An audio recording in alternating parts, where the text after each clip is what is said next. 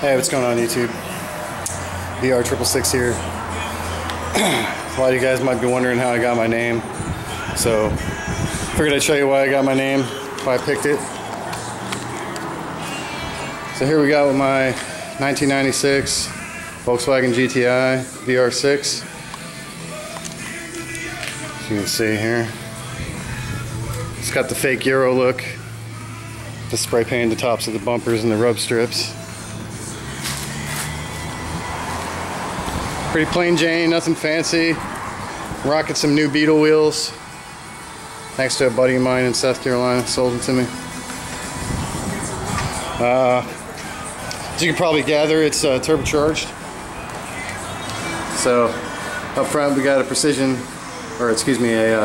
666 horse core.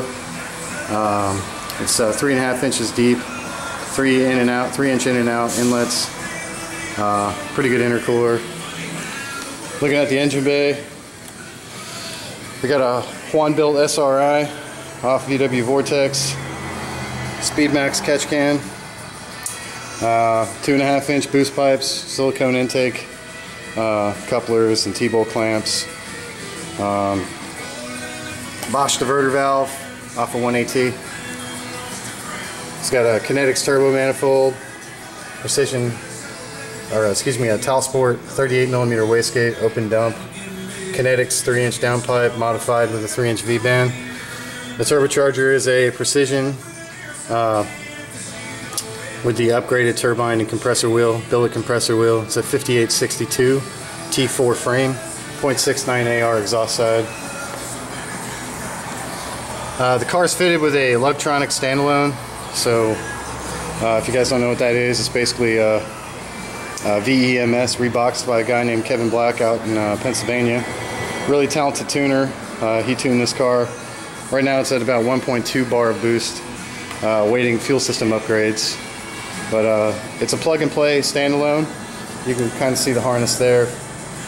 Basically the way it works is you unplug your stock harness into the rain tray, you plug the standalone in, you run a wire into your cabin, and you run your wideband and boost solenoid leads out into the car. So here's the boost solenoid. So I do have boost by gear and electronic boost control. So I can control my boost with the laptop. I don't use an electronic boost controller or manual boost controller. It's got 4 seasons tuning, plug wires converted to Ford ends.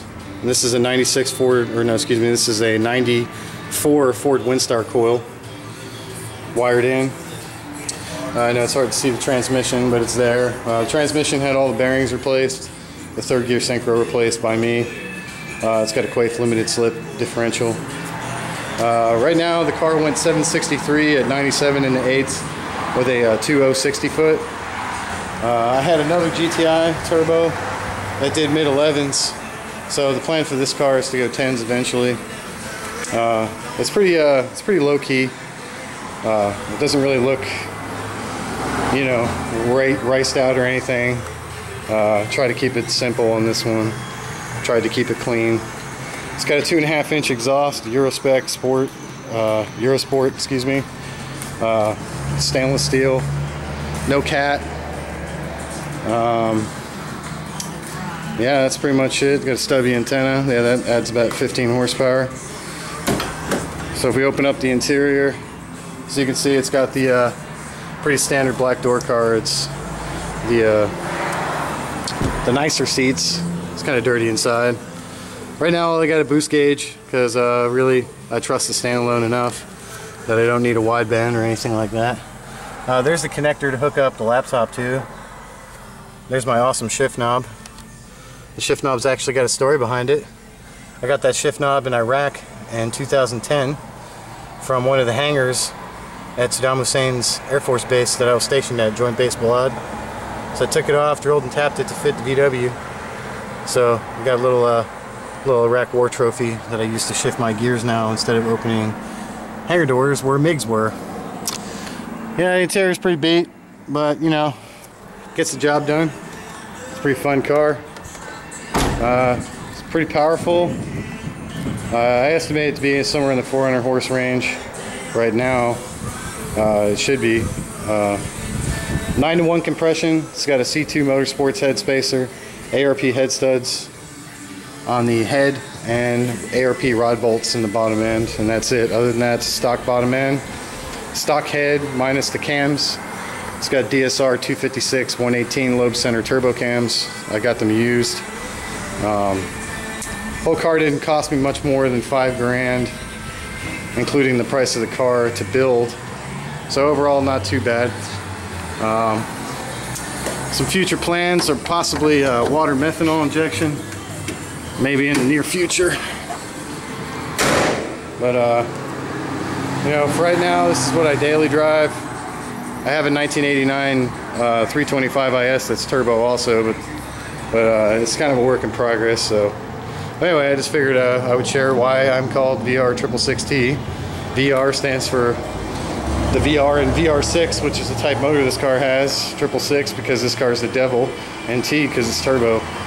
So besides firearm videos, the other thing I have a passion for is pretty much anything German, in particular turbo Volkswagens. I've had several Volkswagens, some were turbo, some weren't, but Volkswagens have been a part of my life for a long time. So anyway, there she is.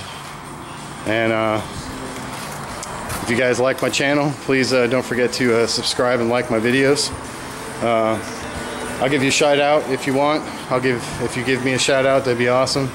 I got a lot more videos planned in the future with this thing. So I'm going to show you guys what this thing can do now that I got a decent camera. Again, after my other camera had an ill-fated accident. So anyway, have a nice night.